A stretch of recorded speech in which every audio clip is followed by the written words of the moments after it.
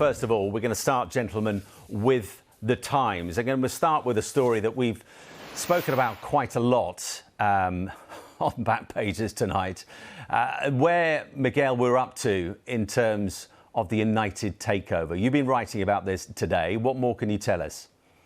Well, I mean, as has been reported in a lot of places now, the Sir Jim Ratcliffe bid are at the very least confident, and that's been the case for a week, that they will be the preferred bidder, although that hasn't yet been communicated to them.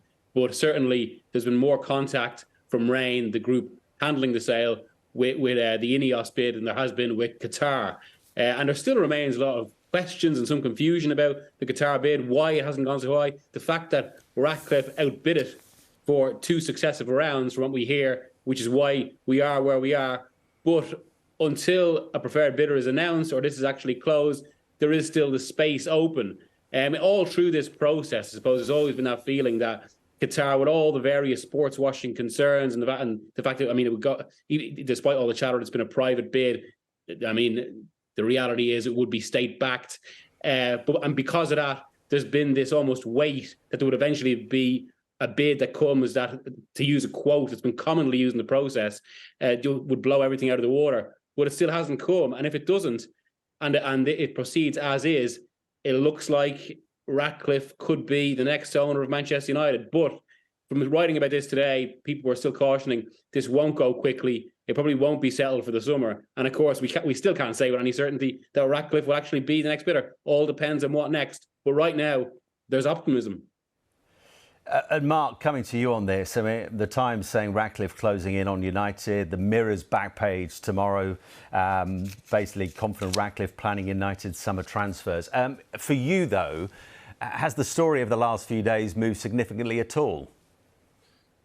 Well, I mean, look, this process is 6 months old now, isn't it? And it's 2 weeks since the last deadline for bids. And after that last deadline, it was supposed to be 7 to 10 days before a preferred bidder was announced. And we're now 2 weeks after that. So it's really moving very slowly. And, you know, I get that, you know, both the Qataris and the Ratcliffe bid have got different PR companies working for them. So we have to bear that in mind. But until we know, we don't know. And I think these takeover processes are often difficult to penetrate at times because it's a business story as well. So I think until we actually get a confirmed bidder, we don't know where it's going to go. The Qataris have got that money, they've got that will to get it done. And, you know, I've been told that they've been told not to go back to Qatar until it's done. So until we get a confirmed bidder, we don't know where it's going to go. But one thing is for sure, that Man United are already on the back foot in the transfer market this summer, because this takeover needed to happen weeks ago, because already we're in the middle of May.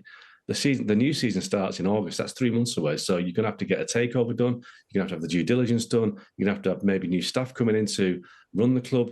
How on earth are they going to get transfers in? They need to get players in this summer, and we don't know who's going to be signing those players. Is it the Glazers? Is it Jim Ratcliffe? Is it Qataris?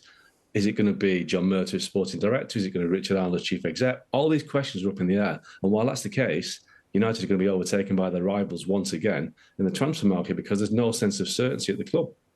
And Miguel, when you hear the number of questions that Mark was just posing there, this whole takeover business, it's got all the signs of lasting well into the summer. And Mark's absolutely right, isn't it? Because that hamstrings them in terms of what they do in the transfer market. Yeah, I've written tonight that even if this is best case scenario, say for Sir Jim Ratcliffe, and it goes smoothly from here on in, they would still only be expecting an agreement before the summer. Now, I wrote again that that's probably going to frustrate Eric Ten Hag's transfer plans, as Mark's just said there. But I suppose it's kind of offsetting that against the fact that it will be clarity for the future, which might stave off, say, any greater frustration from Ten Hag. But certainly, yeah, it could mean United start next season on the back foot. But then I suppose, I mean, it's almost like we have to think about this in terms of, or we can't really think about this in terms of transfers this summer, because it just doesn't move on those sort of deadlines. This is a multi-billion-pound deal that it'll be done when it's done, not according to any football calendar. And that's usually frustrating for fans, usually frustrating for a lot of the football people at the club and many other employees at the club.